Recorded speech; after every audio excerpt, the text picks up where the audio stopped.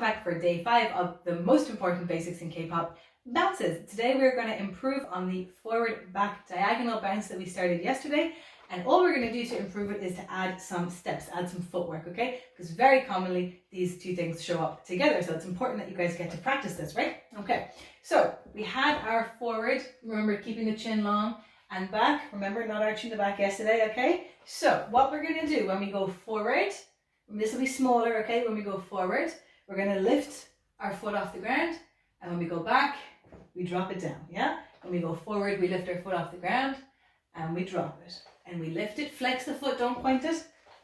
Lift, drop, lift, drop, lift, drop, lift, drop. The chin is really important here as part of it. Making sure those shoulders are going forward and back, that's it. Make sure you're not arching the back, want to keep the back safe, okay?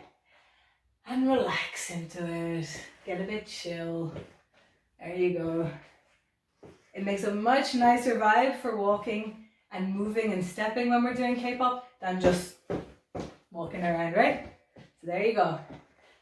There's your basic of the day. I will see you tomorrow for some more. Bye.